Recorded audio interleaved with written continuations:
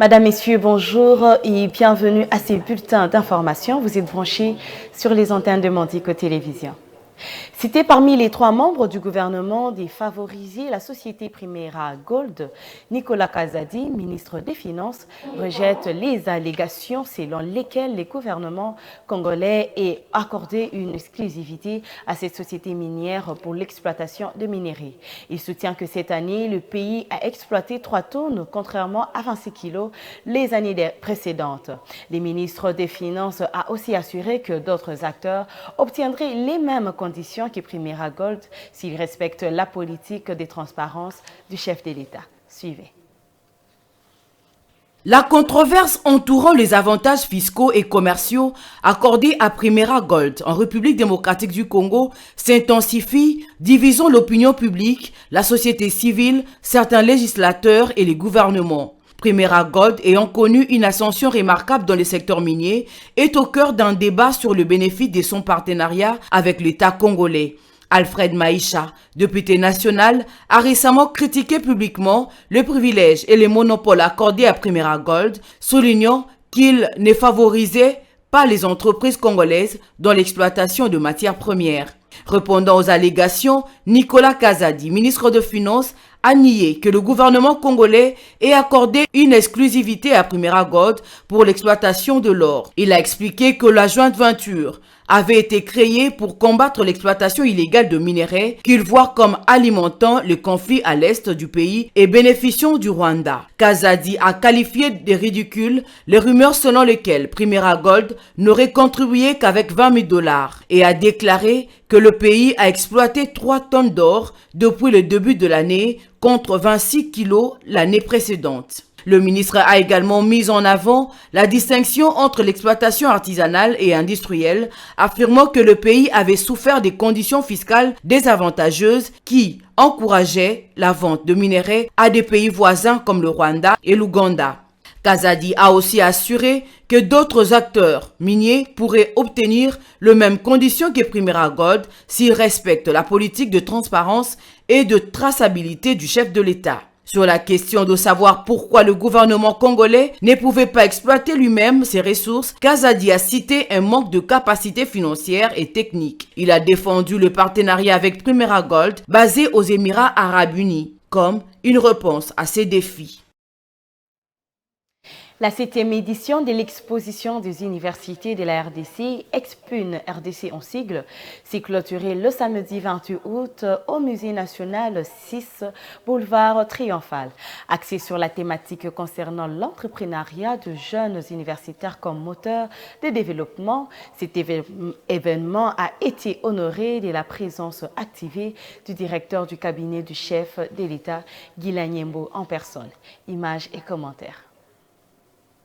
La 7e édition de l'Expune RDC, exposition des universités de la RDC, organisée du jeudi 24 au samedi 26 août 2023 dans l'enceinte du Musée national 6 boulevard Triomphal, a vécu. Placé sous le thème très engageant de la jeunesse au centre du développement de la RDC, l'entrepreneuriat comme moteur de développement, la coordination de l'Expune RDC au regard des résultats sur place a réellement gagné le pari de concrétiser la vision du président de la République Félix-Antoine Tshisekedi Tshilombo, déterminé de promouvoir les intérêts des jeunes universitaires quant à leur prise de conscience utile pour les besoins de la patrie. Honoré par la présence active du directeur de cabinet du chef de l'État en personne, Guy Lanyembo, le programme de cette dernière journée a livré au public nombreux plusieurs moments forts dans le mot de circonstance du coordonnateur national de l'Expune RDC, Jonathan Mitelezi. C'est pour moi un grand plaisir de m'adresser à vous ce matin pour vous souhaiter très cordialement la bienvenue à la 3e journée clôture de la 7e édition de l'exposition des universités de la République démocratique du Congo, avec plus de 80 000 étudiants accueillis depuis sa première édition.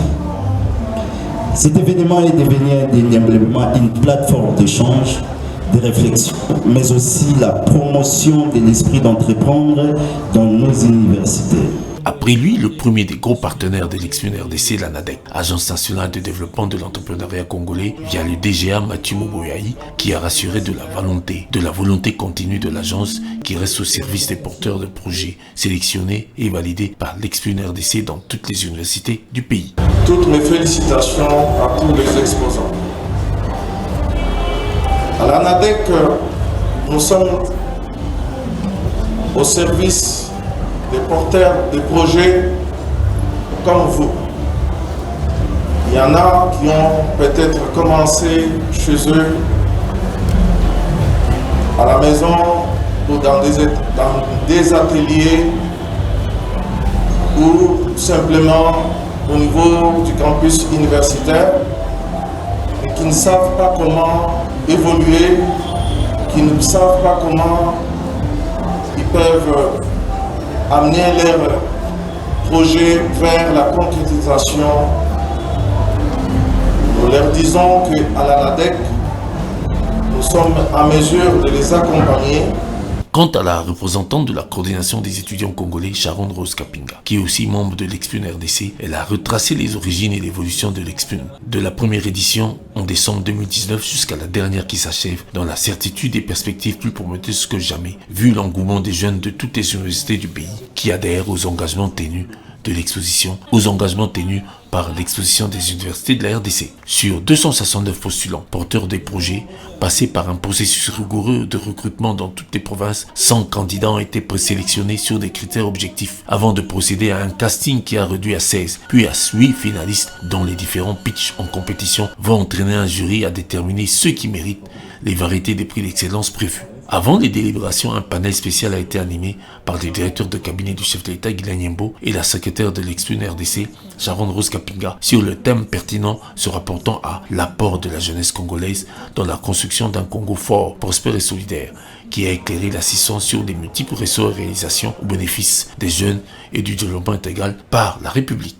Nous voulons que la jeunesse puisse oser, comme aujourd'hui, continuer à oser, continuer à voir grand. Il faut rêver grand, comme disent les Américains.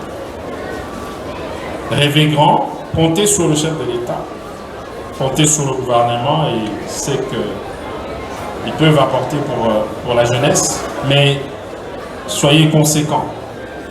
C'est-à-dire répondez au rendez-vous, mais portez votre responsabilité. C'est vraiment ça le message d'aujourd'hui. Je sais qu'il y a beaucoup de capacités dans notre jeunesse, il y a beaucoup d'inventivité que je salue. Et vous avez encore vu, pour ceux qui ont suivi les comptes rendus de la réunion du Conseil des ministres d'hier, où le chef de l'État a donné rendez-vous au mois d'octobre pour les micros. Je ne l'avais pas prévu. Soutien présidentiel aux micro-entrepreneurs nationaux, au micro. Donc, vous êtes concernés et c'est pour le mois d'octobre. Donc encore une fois, une belle opportunité que le chef de l'État donne à cette jeunesse qu'il chérit, qu'il veut garder, qu'il veut développer. Parce que, encore une fois, l'être humain, le capital que nous avons, la jeunesse, le vrai, le bon capital que nous avons, le président veut le développer, il veut que ce capital puisse donner à la République le meilleur pour porter notre pays à ce que nous rêvons tous. Un pays respecté, un pays où chacun a chez soi, où chacun peut manger à sa faim, où tout le monde peut rêver, avoir un travail normal, où on n'a pas besoin de trafic d'influence, où on n'a pas besoin de dire tu connais l'adresse de tel ou le numéro de téléphone, mais que tout le monde puisse avoir la même chance de faire son parcours, d'entrer dans l'administration et se faire et être servi correctement sans beaucoup de gymnastique. Tout l'honneur a été accordé au directeur de cabinet du chef de l'État, en communion avec le public et la coordination au nom du président de la République, de remettre, en attendant les résultats du jury, les brevets aux heureux porteurs des projets retenus avant la pause de photos souvenirs pour la postérité. L'entrepreneuriat de jeunes universitaires de la RDC préoccupe beaucoup le président de la République, Félix Antoine Tshisekedi. En son nom, Guilain Nyembo, directeur du cabinet, a livré tout l'intérêt porté à cette activité de jeunes depuis la première édition. Suivez ses réactions à l'issue de ces assises. À l'issue de la cérémonie qui clôture la 7e édition de l'exposition des universités de la RDC, Expune RDC, le directeur de cabinet du chef de l'État, Guylain Nyembo, a livré ses impressions qui rentrent dans la ferme assurance du président de la République de soutenir et promouvoir l'entrepreneuriat congolais dans la catégorie des jeunes universitaires, véritable moteur du développement intégral de demain. Vous avez l'intérêt pour le chef de l'État, je l'ai dit, pour la jeunesse, mais aussi pour l'entrepreneuriat. Ce mariage-là, c'est une passion pour le chef de l'État où il veut impulser notre pays à partir de là. Vous le savez, comme je l'ai dit là aussi, vous avez un peu plus de la moitié de la population composée de la jeunesse. Et donc c'est une opportunité que je trouve, et c'est pour ça d'ailleurs j'ai salué les initiateurs, parce que c'est quelque chose de magnifique. Il faut ces occasions comme ça, et nous venons. Comme je disais, il n'y avait pas quelque chose qui pouvait m'arracher de mon bureau que ça. Donc je pense qu'il est important dans ce que représente ce que le président de la République voudrait que la jeunesse puisse représenter dans ce pays. Je crois qu'il était tout simplement une très bonne occasion pour moi d'être ici et de constater effectivement que c'est une belle opportunité. Ces jeunes-là que j'ai suivis, qui ont présenté leurs projets, et c'est à nous de pouvoir les orienter, de les guider pour qu'ils puissent réaliser leurs rêves, parce que chacun a son rêve. Il faut que le pays aussi vous permette d'arriver à réaliser vos rêves. Le message, c'est que le président vous porte, et le président voudra ce que vous puissiez prendre votre place et prendre vos responsabilités là où il vous voit. C'est ça le message que le président veut lancer à la jeunesse. Donc il veut les former, il veut les développer, il veut les placer dans toutes les institutions de la République. Et nous attendons de cette jeunesse qu'elle puisse apporter de la fraîcheur, de la compétence, de l'éthique et tout ce que nous réclamons de ceux que nous pensons qui ne font pas les choses bien. Il faut que nous puissions nous-mêmes être responsables et apporter notre pierre à la République pour la construire et pour la mettre hors d'état des nuire de tous ceux qui ne veulent pas que nous puissions nous développer et nous distraire à tout moment avec des guerres alors que nous avons des choses sérieuses à réaliser pour notre pays. Mais justement, je sais que je dis, je répète, donc je salue, que j'encourage, que j'encouragerai encore. Donc je pense que c'est ça, apporter sa pierre dans la République. Il n'y a pas que le président ne peut pas tout faire, mais il a besoin des mains de chacun d'entre nous que nous puissions apporter. Et comme j'ai dit ici, c'est une occasion pour moi, c'est un superbe rendez-vous aujourd'hui de parler avec la jeunesse, mais aussi de montrer la vision du chef de l'État, de ce qu'il pense de cette jeunesse. Et pour finir, le ministère public a reçu le week-end dernier une peine de servitude pénale à perpétuité contre le député Edouard Mwanga Chouchou. Reconnu coupable des faits qui lui sont reprochés, la haute cour militaire a sollicité sa déchéance au Parlement, la fermeture des SMB et la confiscation des armes découvertes à sa résidence et un paiement de 4 milliards de dollars américains comme dommages et intérêts. Commentaire.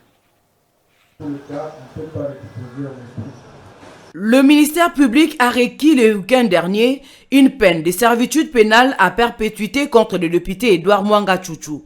Selon l'officier du ministère public, Edouard Mwanga Chouchou, député national congolais, est reconnu coupable de faits qui lui sont reprochés et mérite une peine de servitude pénale à perpétuité. La haute cour militaire avait renvoyé au 25 août l'audience du réquisitoire du ministère public et de plaidoirie de partie au procès du député Edouard Mwanga Chouchou. À l'audience publique, à la prison militaire de Ndolo, le ministère public a reconnu que l'infraction d'espionnage contre le député ne peut plus être tenue. Il requiert donc de la requalifier en trahison, car il estime que le test de Covid-19 effectué au Rwanda par les prévenus ne suffit pas pour asseoir l'infraction d'espionnage contre pièce maîtresse attestant sa nationalité étrangère. Mais le ministère public précise que les deux infractions ont le même élément constitutif. Edouard Mwanga Chouchou et son co-prévenu sont accusés d'entretenir de liens avec la rébellion du M23. Donc, l'auditeur militaire sollicite de la haute cour La déchéance du mandat parlementaire de l'honorable Mwanga Chouchou, la fermeture de la SMB, la confiscation des armes et munitions découvertes à SMB et à sa résidence et les paiements aux dommages d'intérêt de 4 milliards de dollars américains. Madame, Messieurs, c'est ici que prend fin ces bulletins d'information. Nous vous remercions de l'avoir suivi et très bonne suite de programme sur Mondico Télévision.